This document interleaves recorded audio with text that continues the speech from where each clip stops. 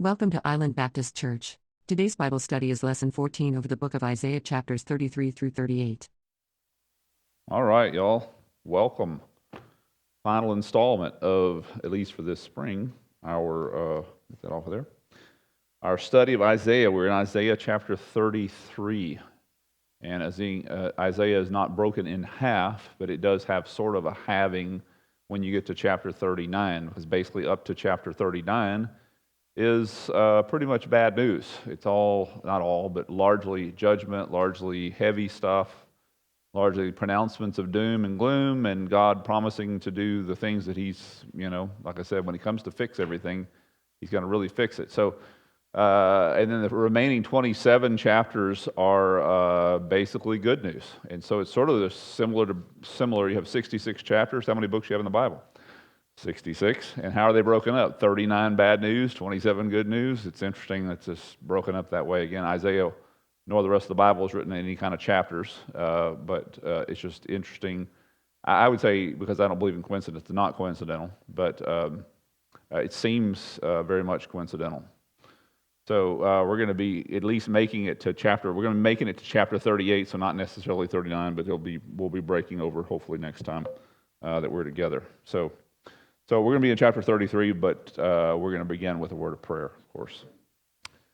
God, we submit ourselves to you, we humble ourselves to your way, your thought process, Lord. It's not just a matter of, do we know what this says? Can we spit back information? It also shapes the way we think, the way we process. Lord, we know that you created us with electrical pathways in our brain. You created us fearfully and wonderfully made we are, and Lord, it needs to not only we don't just need the information, we also need to think differently. We've been wired by a world that is sinful, and we need to be rewired. And so we come before your word not because we can remember all of it at any given time, but we come away with a new way of understanding and thinking. We come away washed and cleansed, and we thank you for this time we've had this spring to do that. We thank you for Isaiah, again, a man of God serving you, and the blessing that we've had listening to him, such a faithful servant of yours for very many years. And we pray, God, that you bless our study now in our ears and our hearts and our minds, we pray in Jesus' name. Amen. So chapter 33, verse 1, again, Isaiah is refocusing, or God is through Isaiah, the distress of Jerusalem. And he speaks here of a distress that's happening and it's a particular time period, which Hezekiah is king of Jerusalem. So, woe to you, O destroyer! Why you were not destroyed, and you who are treacherous, while others did not deal treacherously with him. He's speaking of Assyria, but it's also has an aside here to Israel. As soon as you shall finish destroying, you shall be destroyed. That's what happened to Assyria. So Assyria was used as God's hand of judgment, but fell rapidly to the Babylonians. As soon as you shall cease dealing treacherously, others shall deal treacherously with you. And that's what happened. Hezekiah made peace with Assyria, but it was pricey. In fact, let's go over there and read that. 2 Kings, hold your spot. 2 Kings chapter 18. And it's the context of where we are. Chapter 18, verses 13 through 16. And it's the price that he had to pay. He was under extreme circumstances, and so he basically paid off. 2 Kings. Hold on, did I say 2 Kings? Because that's what I meant, but that's not where I turned. 2 Kings, it's still 2 Kings, chapter 18, verses 13 through 16, and we'll see how expensive it was for peace with Assyria. Now, in the 14th year of King Hezekiah, Sennacherib, the king of Assyria, came up against all the fortified cities of Judah and seized them, with the exception of Jerusalem. Hezekiah, king of Judah, sent to the king of Assyria at Lachish, and saying, I have done wrong. Withdraw from me. Whatever you impose upon me, I will bear. Well, be careful when you say that. So the king of Assyria required Hezekiah, king of Judah, 300 talents of silver and 30 talents of gold. That's a big sum.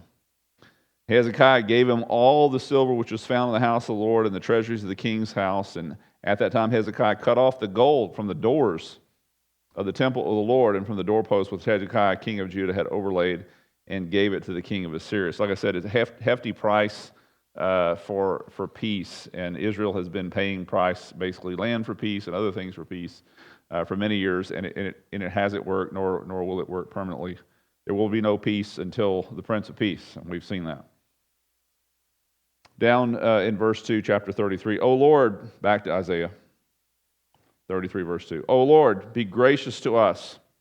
We have waited for thee. Be thou their strength every morning, our salvation also in the time of distress. At the sound of the tumult of peoples flee, at the lifting up of thyself nations disperse, that your spoil is gathered as a caterpillar gathers, and as locusts rush about when men rush about, and as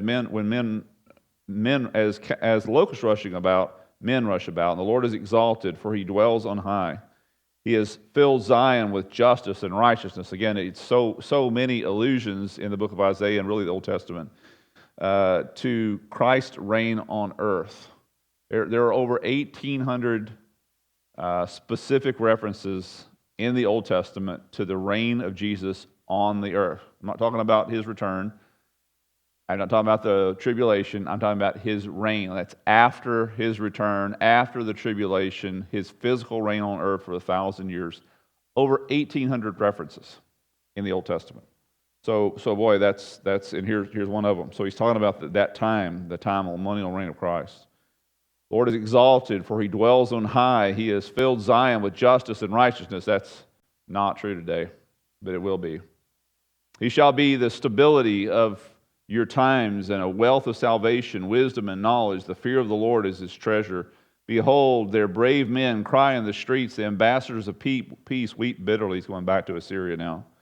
The highways are desolate. The traveler has ceased. He has broken the covenant. He has despised the cities. He has no regard for man. The land mourns with pines away. Lebanon is shamed and withers. Sharon is like a desert plain, and Bashan and Carmel lose their foliage. These are areas that are very lush, places we may not mean a whole lot for us, but are pivotal in this context. Lebanon, by the way, the name Lebanon literally means white.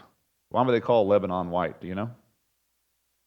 Because it's one of the few places in the Middle East that has on the top of its mountains never loses snow. It's the highest places there. In fact, the southern part of the Lebanon mountains is in Israel, Mount Hermon, and it never loses snow. There's a place in Israel that has snow around on year-round. Did you know that? So it's pretty cool. That's interesting, man. Highest place in Israel is over 9,000 feet, and the lowest place is more than almost 1,500 feet below sea level. So they got some extremes in that country, some massive extremes. But anyway, this area, Lebanon, is called white for that reason. Sharon is the area of the lower hills south of Mount Carmel, full of flowers and forest most of the time. Bashan is in the upper Galilee. It's over on, well, you know it today as the Golan Heights. We're familiar with that term. That's Bashan. Again, it's this lush area, lots of cattle in this area, lots of farming. Up on top of it is very flat. And so they do lots of farming, lots of cattle. All these areas, Sharon, Bashan, Lebanon, all known for being green. Lebanon is, of course, ringed with these majestic cedars, all known for being green and lush, and God's predicting a day for that area. This is an area that had been conquered by Assyria, saying, listen, I'm going to take away all this greenness from you. I'm going to remove from you all this stuff that you thought you could depend upon, and I'm pulling the rug out from under you. And these places are famous, like I said, for vegetation, and they're coming a day in which they're going to be desert, either literally or figuratively. Sinners in Zion, it goes on. We haven't read down, let's see, we stopped there in verse 9, so back to verse 10. Now I will arise, says the Lord. Now I will be exalted. Now I will be lifted up. You have conceived chaff. Again, he's speaking to Assyria. You have given birth to stubble. My breath will consume you like fire, and the peoples will be burned to lime. Wow, some rough language, like I said, up to chapter 39. You've got some rough stuff. Like cut thorns which are burned in the fire. You who are far away, hear what I have done. You who are near, acknowledge my might. Sinners in Zion are terrified. Trembling has seized the godless. Who among us can live with the consuming fire? That's a great question. He's referring to God there. Who can? God's the consuming fire. So how can a sinner live in his presence, right? Who among us can live with the continual burning? unless someone was consumed for you, you have no chance. The picture we have in the Old Testament, of course, what do they do with all the sacrifices? They killed them, and then what do they do with them? They burned. Either all of them, depending on what it was, or a portion of them. There was always a portion that got burned. Again, the picture of fire all the way through the Scriptures, and ultimately in a place called hell, is a picture of a consuming fire. How is God going to deal with the corruption and the sinfulness of the world? He's going to consume it. So it's a picture of our choices that we have. So either I am consumed because of my sin, or Jesus is consumed on my behalf. He's the innocent substitute that took my place. And so the answer to the question, who among us can live with the consuming fire? We can, because Jesus has taken it for us. The picture, there's many pictures in the Old Testament, but a great picture is Shadrach, Meshach, and Abednego. He was in the fire with them, and it didn't touch them. Who can live with the burning, right? Because Jesus has gone ahead of us. It no longer has an effect on us. And it gives this answer. He who walks righteously. Any of those? Got those? No, but you're not perfect, but Jesus has made you that way. He's made you. He's offered you to His righteousness. So how do you walk righteously with His righteousness? You certainly can't offer it yourself.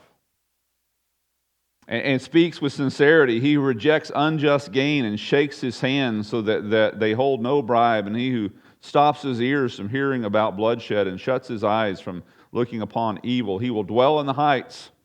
His refuge will be the impregnable rock. Of these, all idioms, if you will, speaking of Christ. Jesus is that great mountain. He is the heights. He is the great rock. He is the bread, right? His bread will be given to him. The water, He's the source, right? He's all those things. And so who can do these things? Well, those who found refuge in Christ. He's the rock. He's the mountain. He's the bread. He's the water. He's the source of all these things.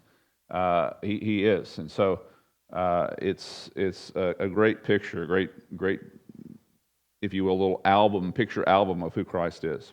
Verse 17. Your eyes will see the King in His beauty. Again, here's this reference of Christ reign on the earth. Over 1,800 references in the Old Testament. The vast majority of them are in Isaiah. Of Christ reign upon the earth. Your eyes will see the King and His beauty, and they will behold a far distant land, and your heart will meditate on terror. Who is He who counts? Who is He who weighs? Who is He who counts the towers? Just again, talking to flashes back and forth from those who are blessed and those who aren't, those who are blessed and those who aren't. You will no longer see a fierce people. Here it is, those who were blessed. A people of unintelligible speech, which no one comprehends, of a stammering tongue. Just a couple of chapters before, God promised to judge Israel by sending among them people whose tongues they couldn't understand. Since you will not listen to plain, and not English, but Hebrew, since you won't listen to plain Hebrew, then I will send you someone who will speak my judgments, but because you wouldn't listen to the plain language, now you're going to get it in a language that you simply can't understand. Now He's going to reverse gears. No longer see a fierce people, the people of unintelligible speech which no one comprehends, of a stammering tongue which no one understands. Look upon Zion, the city of our appointed feast. Your eyes shall see Jerusalem, an undisturbed habitation, a tent which shall not be folded. And its stakes shall never be pulled up, nor any of its cords be torn apart. But there the majestic one, the Lord, shall be for us, a place of rivers and wide canals. We just got back from Jerusalem. Did y'all see any rivers and wide canals in that place? Again, this is the millennial reign of Christ. So if you fast forward, if you can just put all together the whole Bible in 1 minute, you can also put together Ezekiel. So you did that right. You just collected all the verses about the millennial reign of Christ. One of those places is an incredible description that Ezekiel gives us of this. He's sent to measure the temple in Jerusalem, remember. And at the end of that story, at the end of the time when he measures this, he's taken outside to the east side of the city wall, the temple wall, and there's this massive river. And he wades out like 100 yards, and it's 100 yards of knee-deep water, then it's 100 yards of thigh-deep water, then it's 100 yards of chest-deep water, and then it's 100 more yards of water that's wider and bigger than anything any man can swim across. Here it is again, same thing. So it's a dry place, Jerusalem is for the most part. There's water there, but there's certainly no rivers and canals, but that is going to change. Again, a reference of Jesus' reign on the earth and how different things are going to be at that time. Notice, a place of rivers and wide canals on which no boat with oars shall go. Just this, it's not there for pleasure cruising. It's there to demonstrate how powerful God is. And in fact, if you remember Ezekiel, this river that's going to flow out from the throne of God, the throne of Jesus in Jerusalem, is going to flow to the eastern river, it says, and the eastern sea, which is the Dead Sea, and it's going to become fresh. It's the saltiest body of water on the planet today, and God's going to flip that. So, on which no ship shall pass. The Lord is our judge. The Lord is our lawgiver. The Lord is our king. He will save us. Your tackle hangs slack. It cannot hold the base of its mast firmly, nor spread out the sail. Then the prey of an abundant spoil will be divided. And the lame will take the plunder, and no resident shall say, I am sick, and the people who dwell there will be forgiven of their iniquity. So even the weak become strong, and sickness is banished. And so living among the forgiven, and incredible verses here. So we're ready for chapter 34, and we're going to get a shift in focus here. Now not talking about Judea, not talking about Israel, Jerusalem, now talking about the nations. Draw near, O nations. Now mark it carefully, because he's going to go, this is the heading, if you will, of what he's talking about, but he's going to focus on Edom. So Edom's a very small country. We got to spend the night. If you went with Israel, we got to spend the night in Edom. It's just, you can drive through it in an hour. You're just from one side or the other hour. So why would, just a question, I want you to think about this as we're going through this. So why would he talk about all the nations of the world but focus on Edom? And it's a question we're going to try to answer. Draw near, O nations, to hear and listen. O peoples, let the earth and all it contains hear. Because why? God is God over all of it. And the world and all that springs from it. And again, a shift in focus here. And it's not even speaking specifically about Israel's enemies at this point. Just in general, the world. For the Lord's indignation is against all nations. Isaiah has said this before. Remember what that is? What's his indignation? We saw it here in Isaiah chapter 26, several chapters back. Come, my people. Here's this prediction of the rapture of the church and being hidden away during the judgment of God. Come, my people, enter your rooms. That's to suppose that he's created rooms for us, which that's what Jesus said in John chapter 14, right? I go away, let not your heart be troubled. Believe in God, believe also in me. My Father's house, there are many rooms. King James mansions, right? But it simply means rooms. And there are many rooms, right? If I go there to prepare a place for you, and if I do so, then I'll come again, receive you to myself. That's the picture. That there you may be with me also. So hide for a little while and until, there's the word, same word we just see here, until the indignation runs its course, for behold, and here's a descriptive of it, the Lord is about to come out from his place and punish the inhabitants of the earth for their wrongdoing, and the earth will reveal her bloodshed and will not cover her slain. And so his indignation, we have talked about here. We have it reiterated in Revelation, chapter 11. We give you thanks, Lord God, the Almighty, the one who is and who was, because you have taken your great power and have begun to reign, and the nations were enraged, and your wrath came, and the time came for the dead to be judged. Again, this is talking about the same thing that Isaiah talked about. This is his indignation. Time came for your wrath, and the time came for the dead to be judged, and the time for the reward of your bondservants. Again, sounds familiar to somebody talked about that this morning. Notice, no one else is rewarded. Now, carefully, but the bondservants. And then it's going to name classifications of bondservants, the prophets and the saints, and those who fear your name, the small and the great, to destroy, that's why he's coming, those who destroy the earth. So like I said, he comes the first time to make us right. He comes the second time to make everything right. So when he comes to make everything right and you're on the wrong side of that, it's going to be too bad. But that wasn't his heart. That's not his intent. His intent is to save and to forgive. But nonetheless, many will choose to not accept that from him. So back to Isaiah, verse 3. Oh, we didn't finish verse 2. For the Lord's indignation is against all nations, and his wrath against all their armies. He has utterly destroyed them. He has given them over to slaughter, so their slain will be thrown out And their corpses will give off their stench. Like I said, just fun stuff here, right? And the mountains will be drenched with their blood, and all the hosts of heaven will wear away. That's interesting. The sky will be rolled up like a scroll. Sounds like a New Testament statement, doesn't it? And all their hosts will be withered away, and as the leaf withers from the vine, and as the one withers from the fig tree. Here's where you've heard this before, but you didn't know it was first in Isaiah. Second, not even though you may have heard it only first in Revelation, it's actually second there, first in Isaiah. He broke the sixth seal. Here it is, Revelation 6. And there was a great earthquake, and the sun became as black as sackcloth made of hair, and the whole moon became like blood, and the stars of the sky fell to the earth as a fig tree. Notice it's the same idioms, the same kind of thing. Where's he getting this from? Because if you study Revelation with us, remember me saying it many times, there's almost nothing new in Revelation. Almost 100% of Revelation has already been said somewhere else, and almost exclusively in the Old Testament, and largely in Isaiah. Here we have it's the same idioms, it's the same descriptives.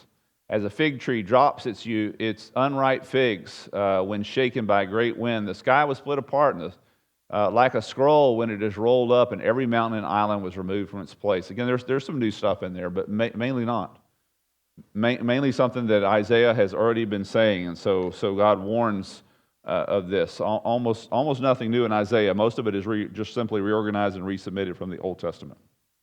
I think I said before, if you took the best way to understand the book of Revelation, a better way to understand it, is basically to remove it from the end of the New Testament and put it at the beginning of the New Testament, right after Malachi, because there's so many references to the Old Testament. The closer you can keep those books together in your head, at least, the better off you're going to be.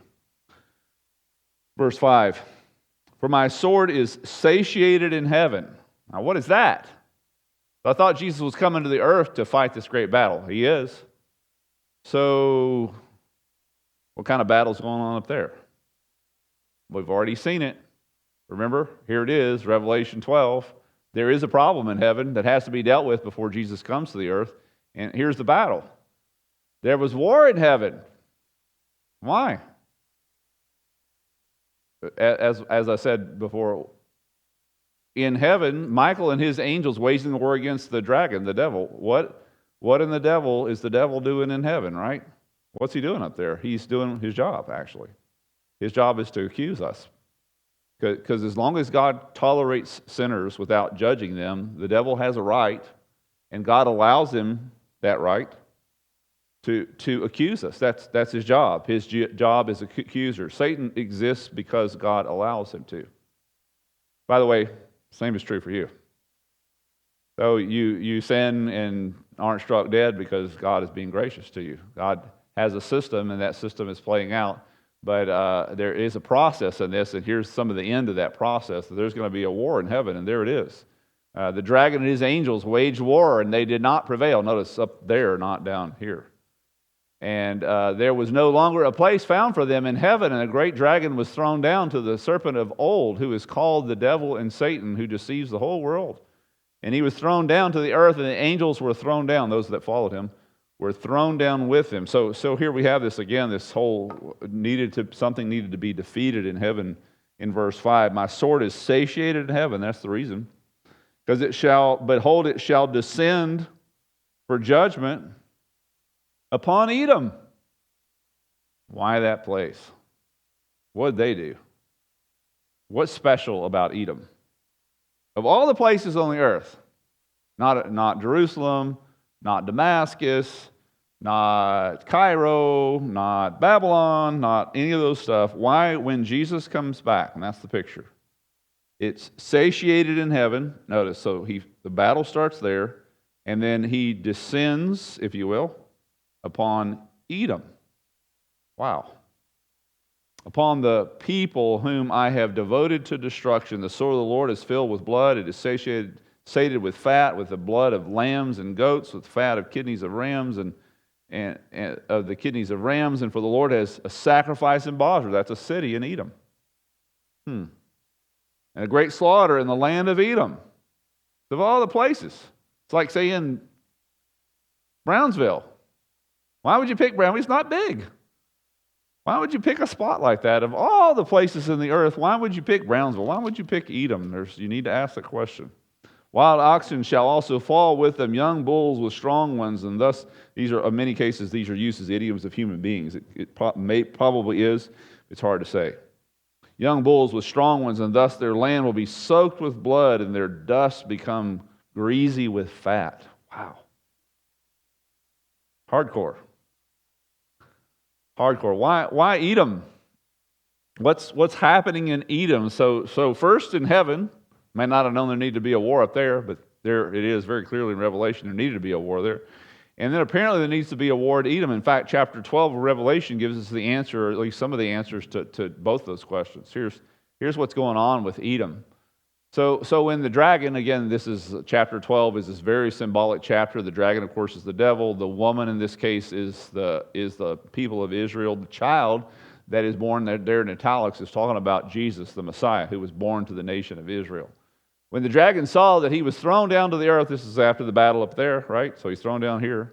So he's currently not thrown down here. That's part of what you need to put together. Is he down here? Yes. Is he always down here? No. You read the book of Job, he's between here and there constantly. Until this battle takes place and he's thrown out permanently. He persecuted the woman, that be Israel, who gave birth to the male child, capital C, speaking of Jesus. With the two wings of a great eagle, again, this is symbolism. You shouldn't look for wings on the back of Israel necessarily, were given to the woman so that she could fly into the wilderness. That's a direction. If I told you, let's go to the ocean, what does that mean? That's a direction. That, in case you don't know, it's over there. It's that way, over there, right there, that way. The ocean is not that way unless you go all the way to the Pacific. Now, we could say the bay, but that's not the ocean. The next ocean over is the Pacific Ocean. It'd be a long ways from here. We talk about the ocean, it's directional. If we're sitting here and the ocean is that way, the wilderness, if I said, let's go to the wilderness, obviously you wouldn't go that way. You'd go that way. Now, you may say, well, the wilderness is McAllen, and maybe so, but certainly between here and the Mexican mountains, you run into some serious wilderness. So when a writer in the Bible talks about the wilderness, it is always east. In fact, more often than not, south and east. South and east of Israel is Edom. It is wilderness. It is desolate. It is nothing but rock. It is, all that. Like I said, if you went with us this year, you saw all that. The two wings of a great eagle were given to the woman so that she could fly into the wilderness. That's east. To her place. What is that place? Where she was nourished for exactly 3.5 years. Times and half a time away from the presence of the serpent. So it's in a place where the devil can't get to her. She is supernaturally protected. If you remember several weeks ago, Edom, Moab, and Ammon were placed out of reach to the Antichrist in the book of Daniel. Why? It doesn't say why, it just says he's not able to conquer those places. So apparently, this is why. Because this lady, if you will, the Bible calls her the wife of God, calls the church the bride of Christ, calls Israel the wife of God in Hosea, is able to fly, and she is protected there by God's supernatural plan. And is that the reason why, when Jesus comes back, that he goes to this place? Let's take a look here. You're in Isaiah chapter 34. Turn to Isaiah 63. Take a look at that. So again, you have this consistency in the scriptures of Edom, and here's more Edom for you. Isaiah 63, and I think we've looked at this already in our study of Isaiah, but we need to review it again because it's being brought up here. Isaiah 63, verses 1 through 6.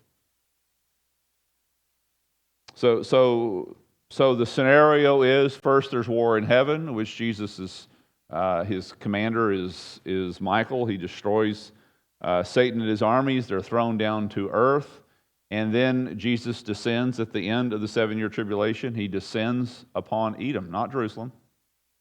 He descends to the south and east, which apparently that's where the protected of God are. He descends there, and judgment starts there, and then he moves north and west to the direction of Israel. Notice, here's a descriptive, maybe none better in the whole Bible than you have it here in Isaiah 63. Who is this that comes from Edom? Everything when a writer of the New Testament like Isaiah is speaking, if they're when they're speaking, they were speaking about a direction. So Edom is south and east. So who is this that comes from Edom? It's you're to understand he's standing in Jerusalem when he says that. So when they don't reference where they are, it's always Jerusalem. When they don't reference the city, it's always Jerusalem.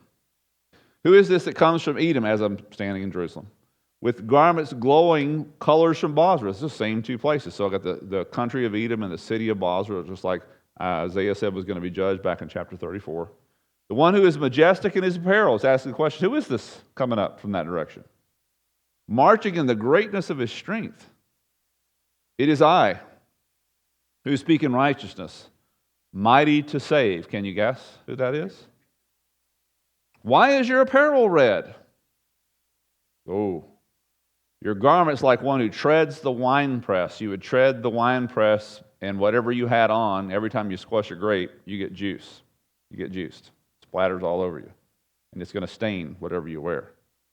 Your garment's like the one who treads the winepress. I have trodden, here's the answer to the one coming from Bozrah, coming from the direction of Edom. I have trodden the winepress, the wine trough alone, and from the peoples there was no man with me.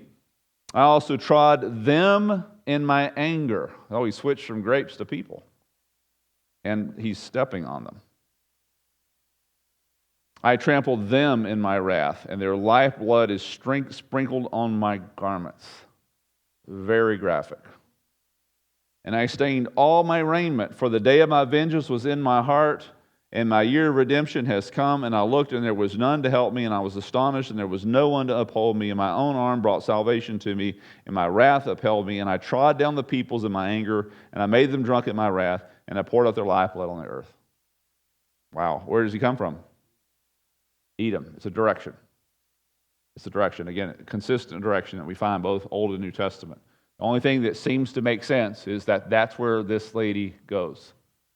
That she goes there and is protected there, but of course that is where Satan wants to be, and so that's where his armies are somehow, they're gathered there, but they can't get to her, and so Jesus descends there first, and then begins to work his way north. Of course, north is where Armageddon is. North is the whole land of Israel. From there, north and west is the whole land of Israel. So seems to piece it together. That's the best I can do for you there. It's pretty tough translation. Isaiah 35.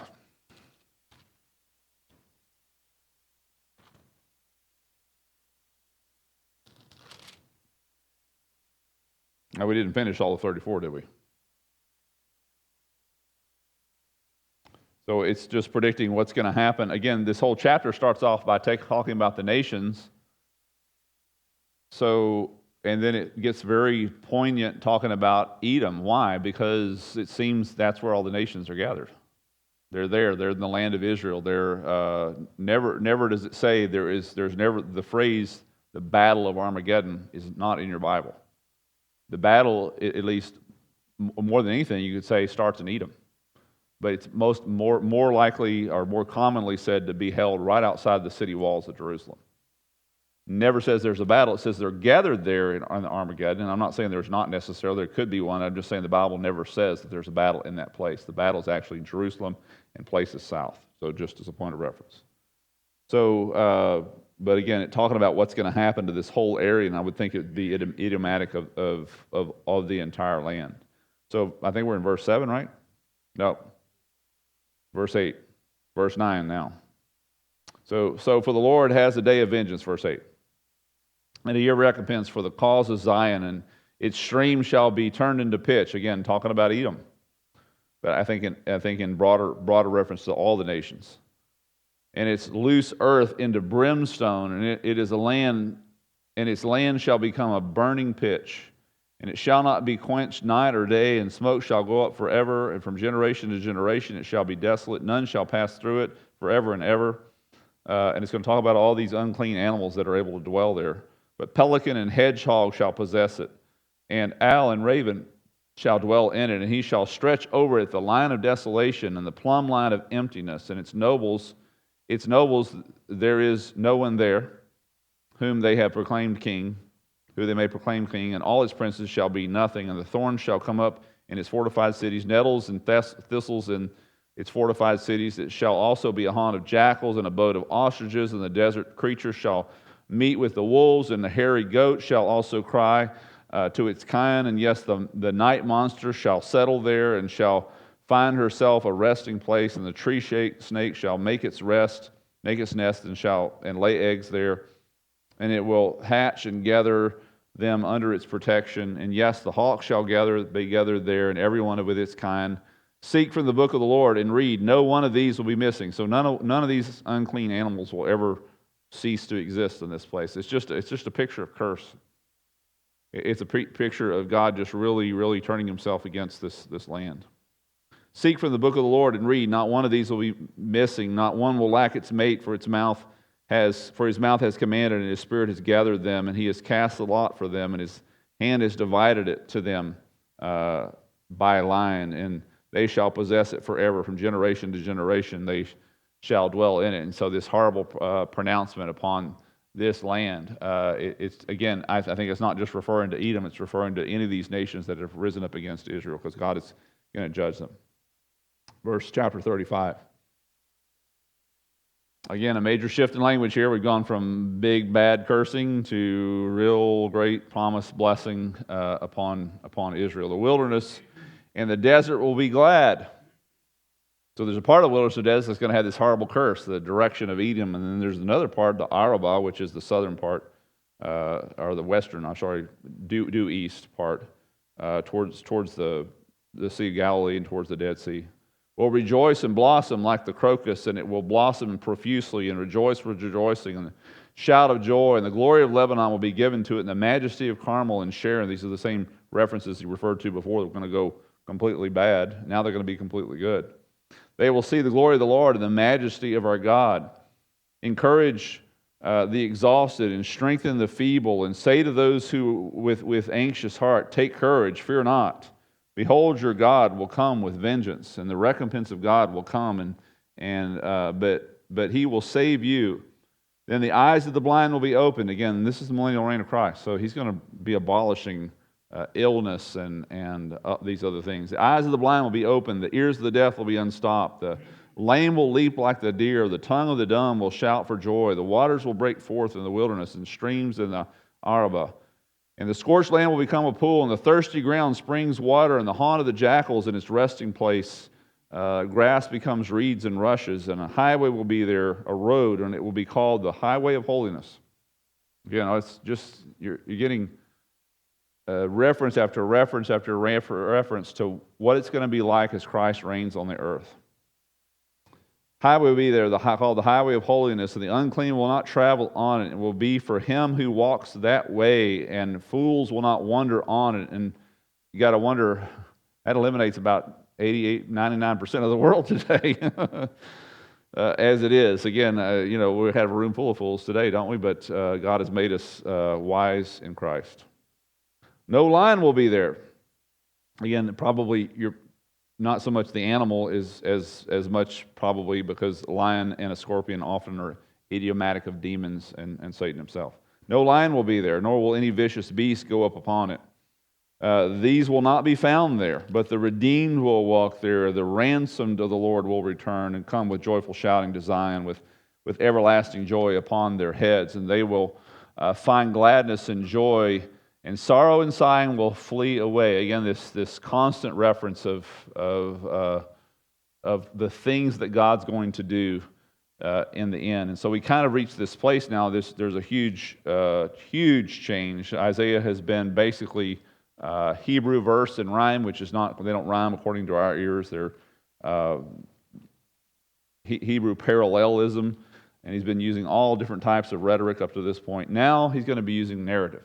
In fact, it's about the only place you find in Isaiah, at least largely, in which he uses narrative. He's going and pulling out of, I shouldn't say pulling out of, he's actually speaking of the exact thing that are taking place as he's prophet.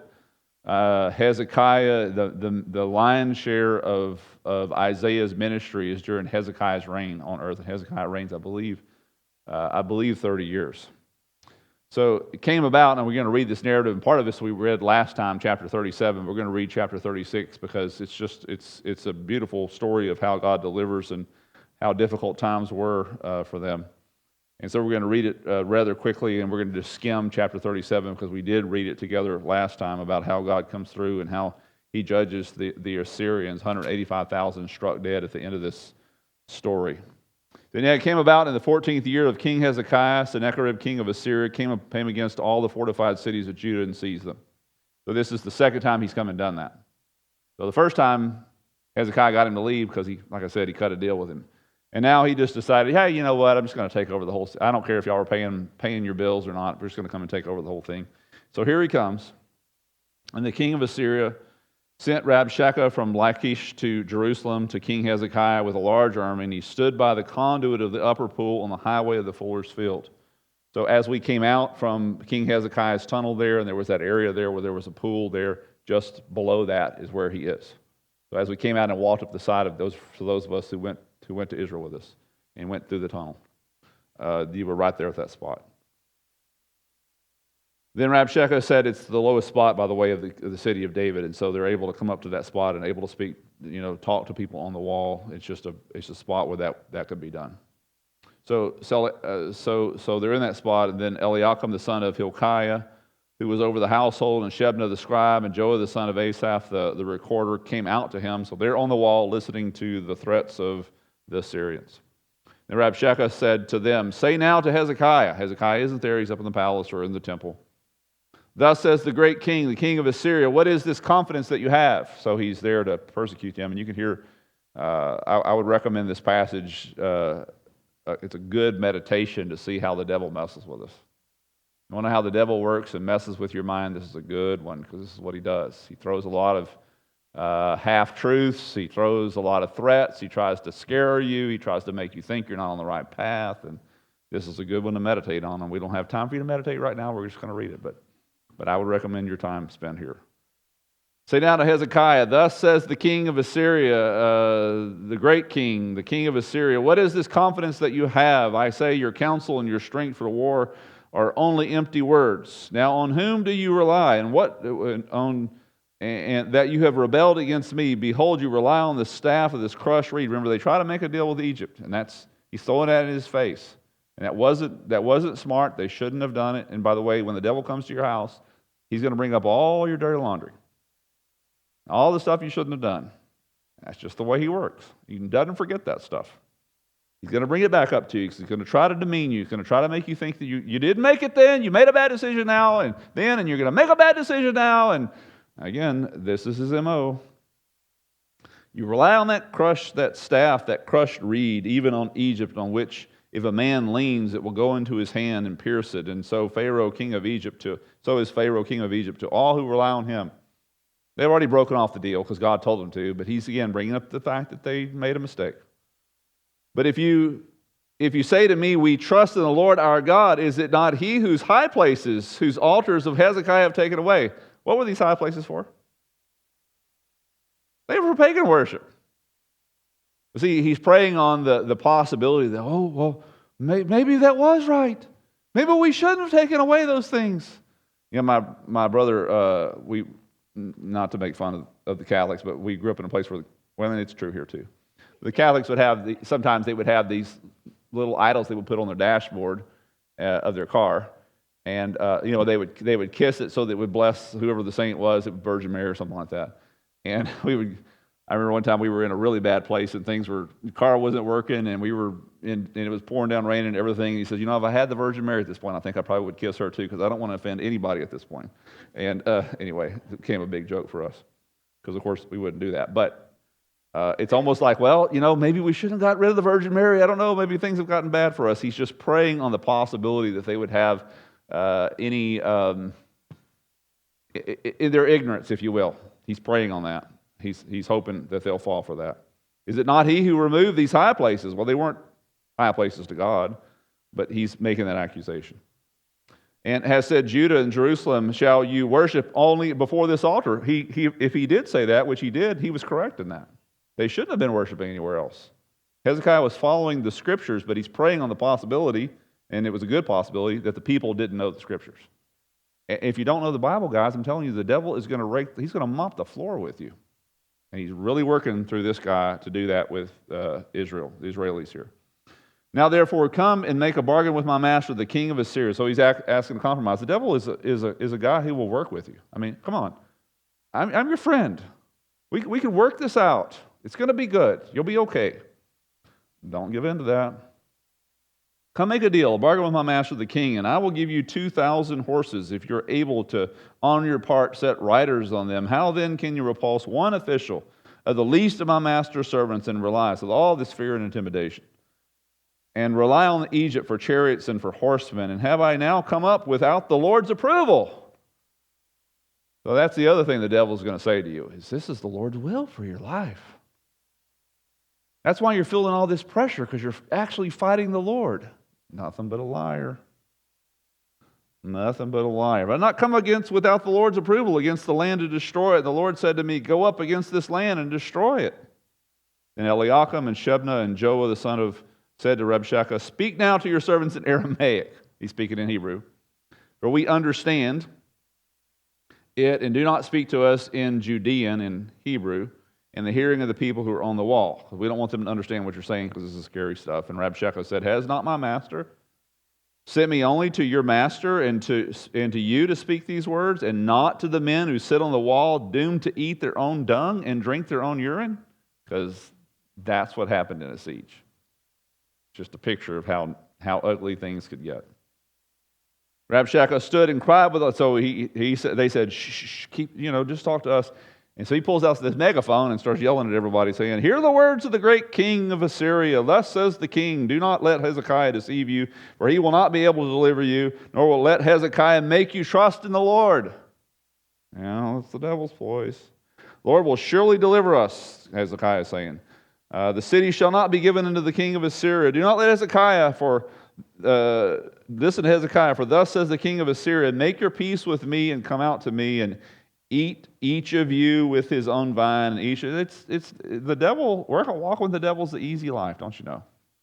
He really cares about you, and that's the same deception he gave to Adam and Eve in the garden. It's because I love you, and I really am the one you can trust. My words. Therefore, you can eat of this apple. I'm just trying to deliver you from a worse fate. Drink each of the waters of his own cistern until I come and take you away. And that's what they did. They would displace. They would come and remove people from a region because they knew that they had tribalism and they had certain affinities toward their own land. And so they just shuffle people around to keep them from being coming together, basically.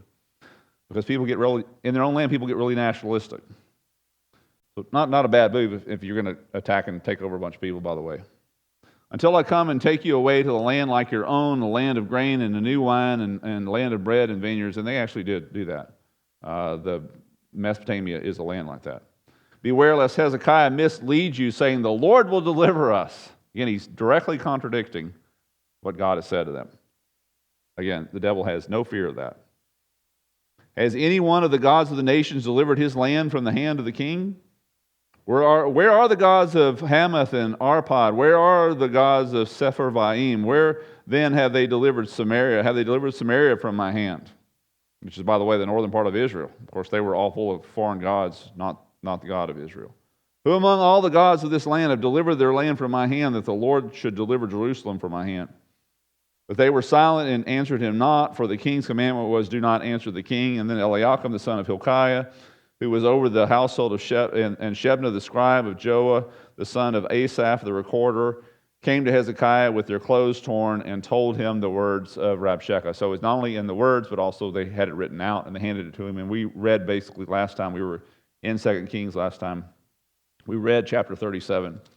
In chapter 37, basically what happens is they read these things to Hezekiah. Hezekiah takes this letter from Sennacherib, the king of Assyria.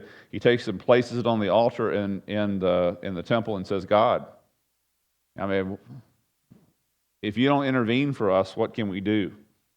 And of course, we have the outcome all the way in chapter 37. If you look down at verse 36, verse 35, God says, I will defend this city to save it for my own sake and for my servant David's sake. And then the angel of the Lord went out and struck 185,000 in the camp of Assyrians. And when men arose early in the morning, behold, all of them were dead. So probably every other one, possibly, so that some people could go back and tell the news, and we're not going to do this anymore. So Sennacherib, king of Assyria, goes back, and of course he's assassinated by two of his sons. And we have the end of the story there in verse 38. Chapter 38 is the story of another narrative of what happens to Hezekiah. Hezekiah now he's in his 15th year, and he gets really sick. And so God tells him through Isaiah, get your house together. Well, let's read it. In those days, Hezekiah became mortally ill, because this is an important story for Isaiah. It's significant for his history as a person, as a human being, not just the book.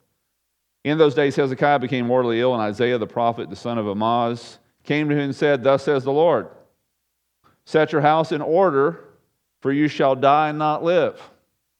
Now I would suggest to you, if your faith is in God and you really trust Him, I would like to think that would be a good day for you. I would like to hope that would, when the day comes, that would be a great. I've told people, and we're going to strike this from the record. But when the day the Lord says that, as I leave, I'm going to say, "So long, suckers. See you later. I am out of here. Hold down the fort." Yep, because I will not do what Hezekiah said. And if anything, the story of Hezekiah is in here because what he does here, it's not a bad thing, but it has some very bad results, and we're going to make that clear. "Set your house in order, for you will die." And Hezekiah turned his face to the wall and prayed to the Lord. I don't know can you even pray this kind of prayer. "Remember now, O Lord, I beseech thee, how I have walked before thee in truth with a whole heart." You should be able to pray that prayer. "And I have done what is good in thy sight." And Hezekiah wept bitterly, and the word of the Lord came to Isaiah, saying, "Go and say to Hezekiah, thus says the Lord God of your father David, I have heard your prayer, I have seen your tears, behold, I will add 15 years to your life." So he gets an extension. And I don't want that extension myself. And part of the reason is because what happens here, what happens during these 15 years. "And I will deliver you and this city from the hand of Assyria, and I will defend." Again, my question is, why do you want to live longer in this world? Put up with the stuff you've been putting up with? When heaven is the alternative? I just don't get it. But anyway, he does. God grants him the request. "I will deliver you and this city from the hand of the king of Assyria, and I will defend this city, and this shall be the sign to you from the Lord who will do this thing. He has spoken. Behold, I will cause the shadow on the stairway which has gone down on the son of the stairway of Ahaz." So he created a stairway that basically worked like a sundial. And whatever step it was on, you knew what time of the day it was, and that was not uncommon in this day. They didn't have sundials back then. They actually used something, but a similar device. And so it was called the stairway of Ahaz. So it's not hard for the sun to go forward, because that's what it does every day. It is hard, or I should say miraculous, for it to go backwards, and that's what God says. The sign that you'll receive is that it's going to go backwards on the stairway of Ahaz. As it's gone down. 10 steps, it says, on the stairway it has gone down. And then a writing of Hezekiah, king of Judah, after his illness. So he writes this beautiful psalm, basically thanking God. "I said in the middle of my life, I am to enter the gates of Sheol, and I am to be deprived," just as he's talking about it, he got the news he was going to die. "I to be deprived the rest of my years." Again, why do you want to stay? I'm going to talk to him when we get there and say, "Hey, why did you want to stay here?" "I am to be deprived of the rest of my years. I shall not see the Lord in the land of the living. I shall look on man no more." I would just say, yay. No more news, no more CNN or anything. Great. "Among the inhabitants of the world, like the shepherd's tent, my dwelling is pulled up and removed from me, and as a weaver I roll up my life, and he cuts me off from the loom, and from day until night thou dost make an end of me, and I compose my soul until morning like a lion, so he breaks all my bones, and from day until day," he's just talking about how sick he was, "thou dost make an end of me, like a swallow, like a crane, so I twitter, I moan like a dove, my eyes look wistfully to the heights, O Lord, and I am oppressed. Be my security. What shall I say? For he has spoken to me, and he himself has done it, and I shall wonder about all my years because of the bitterness of my soul. O Lord, by these things men live, and in all these is the life of my spirit. Oh, restore me to health and let me live. So he's giving you a picture of his prayer that he prays. Lo, for my own welfare I had great bitterness. It is thou who hast kept my soul from the pit of nothingness, and for thou hast cast all my sins behind my back. For Sheol cannot thank thee, death cannot praise thee. Those who go down to the pit cannot hope for thy faithfulness, which they can. They're just in despair. It is the living who give thanks to thee, as I do today. A father tells his son about thy faithfulness, and the Lord will utterly save me, for we will play my songs on stringed instruments all the days of my life at the house of the Lord. Now Isaiah said to him, let them make a... Notice, God doesn't just wave his hand over him and he's healed. God basically applies medicine. Nothing wrong with medicine, but it's directed by God. Let them take a cake of figs and apply it to the boil. So he had some kind of boil that was endangering his life, that he may recover. And then Hezekiah said, what is the sign that I shall go up to the house of the Lord? Of course, it was that return on the stairway of Ahaz. So this is, again, I'm tongue-in-cheek kind of making fun of Hezekiah, saying I wouldn't do this, but we have Hezekiah's example of the reason why, one of the reasons why I wouldn't do this, because you know what happened during those 15 years? He had a son born to him named Manasseh. If you'll follow the timeline in the book of Second Kings. And Manasseh becomes the worst king of Israel. In fact, because of his practices, he guarantees that God is going to judge Jerusalem. God says, because of what Manasseh has done, I will not repent. I'm going to destroy Jerusalem. And he did. Of course, King Nebuchadnezzar destroys it, conquers it 3 times and destroys it the last time. Manasseh, this is important for Isaiah. Manasseh, of course, the Hezekiah and Isaiah are basically contemporaries. I mean, they're living at the same time, but basically the same age. So basically, you can mark the lifespan of Isaiah. He was before Hezekiah, and he's also after Hezekiah. But basically, they're, let's say they're 30 years old together, then they're 60 years old together when Hezekiah passes away. And then Manasseh, Hezekiah's son, becomes king. And one of the first things he does as king is have Isaiah executed. So, has him sawn in half, as a matter of fact. It tells us in the book of, the Jewish writings, and also the book of Hebrews alludes to that. Some are sawn in half because of their faith. That was Isaiah. That's how he dies. And he dies at the hands, by the way, of Manasseh, who is, he's a second cousin or a third cousin to Hezekiah and a fourth cousin to Manasseh. So it's all in the family. And so this is significant to the story of Isaiah because Hezekiah doesn't go ahead and die when he's supposed to, if I can say it that way. He lives another 15 years, and as a result of that, and what's the lesson in that? I think we should be ready to go. When God says your time is up and get your house together, man, don't ask for another day. Just say, so long, suckers. Too bad for you guys.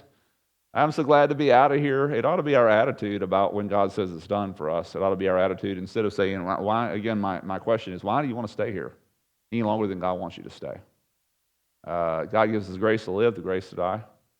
And heaven is supposed to be way better. So to think that anything that you can gain in the next 15 years or whatever God would grant you if you pray hard enough like Hezekiah does, compared to heaven, now it was worse. It was worse than his previous 15 because Manasseh. Here comes Manasseh, and he becomes a huge curse. I don't know why Hezekiah allows his son Manasseh to become king, because he had several sons prior to this. But somehow Manasseh, gets the short straw or the long straw, whichever the case may be. And so we have Isaiah, and we're ready to close up our time with it. Again, the pinnacle of Hebrew writing as far as his level of education, as far as his use of Hebrew rhetoric in this book, as far as the largeness of it. His is the largest of all the prophets in the Old Testament. He writes more than any other prophet. As far as the references in the New Testament to any prophet, he holds the lion's share, both of the writers of the New Testament and Jesus himself. A vast majority of their references is to something that is said in the book of Isaiah. Again, set up as it was, strangely, some say coincidentally, 39 books, just like there's 39 chapters, and then broken into 39, between 39 and 27. Old bad news in the first 39, good news more or less in the last 27. And his whole lifespan, Isaiah spans 4 kings, starting with the king on the King Uzziah, on the day King Uzziah died, or the year King Uzziah dies, he sees the Lord. So his administration starts there. He runs all the way through four different kings. By the way, these kings span 96 years. And I don't think Isaiah, in fact, I'm certain, didn't span all of that, but he spans probably 60 of the total of 96 as a prophet, as a grown man prophesying. So that's a long time to be a preacher, I can tell you for sure. So good stuff. So we'll stop there for the spring, and we'll see what God has for us this coming fall. Questions?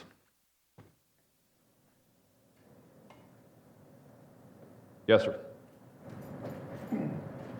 When it spoke of having a war in heaven, Yeah. and the devil was casted to the earth. Cast to the earth along with his angels. Yeah. With his angels. Isn't there another place in the Bible where it says the devil was casted to the earth? Yeah, it's either in the reference that we have of him in Isaiah, which is Isaiah 14, or it's in Ezekiel, somewhere in Ezekiel. I can't remember exactly where. I want to say Ezekiel 25, but I'm not sure. So, but in one of those two references, it does say that he's thrown down. So, and then, you also have Jesus in the New Testament say, "Behold, I saw Satan fallen from heaven like lightning." And some would say, therefore, Jesus is saying that the Satan was thrown down during, while Jesus was on the earth in his first coming back 2,000 years ago. And there's some reasons why I disagree with that, but some people hold that position, and it might be right. I don't think it is, because it doesn't agree with what I think, so therefore. Now, there's some legitimate reasons, not the least of which is what you read there in chapter 12 of Revelation, which seems to fall into a certain pattern of the way God does things, and so a timeline, I guess you could say, of the tribulation. So, well, I see he's cast out during the tribulation. He hunts for the nation of Israel during that time, and then they're locked away for 3.5 years, and the 3.5 years is very clear. So that's part of a timeline. So he's cast out sometime right before that. He hunts for the woman, as it's called there, Israel, and she goes away for 3.5 years somewhere to the east, which is possibly Edom, Moab, Ammon area, and she's kept there safe until Jesus comes back, and he starts there, threshing, as he says there, and then works his way north and west. So there's a tremendous amount of detail, and people say, "Oh, can't really know how things are going to end." Oh, yeah, you can. There's a lot in there. We know where he's going to be. We know when it's going to a degree, when it's going to be. We know what he's going to do. We know why he's going to do it. We know with whom he's going to do it. We know how he's going to leave it when it's all done. It gets very, very specific there. The greatest specifics, again, of the end times is not Revelation. It's the Old Testament, and specifically Isaiah. So, to answer your question, Mark, that'll teach you to ask another question, won't it? You get 20 minutes of answers for a simple question. Something else? Good to go? Don't learn the prayer of Isaiah. You don't want to hang around here. Hezekiah, I'm sorry. Don't learn that prayer. Just say, "So long. See you later." All right, let's pray. God, we thank you for a good study, and we thank you just for the health and vitality that we get from hearing your words and seeing how you work in the lives of people, seeing how things were done in the past, and really, as we read the story of Hezekiah and how he dealt with these threats from Assyria, we can see our own lives in there. We can see how the devil has threatened us, how he's manipulated us. Lord, make us wise. Help us to see, as you say, as wise as serpents, as innocent as doves, being aware of our surroundings, being aware of you and what you're doing and the great work, God, that you have for us, knowing that you're our shepherd, knowing that you protect us. Thank you so much, Father. It's in Jesus' name we pray these things. Amen. Thanks for visiting. Find us at www.islandbaptistchurch.org.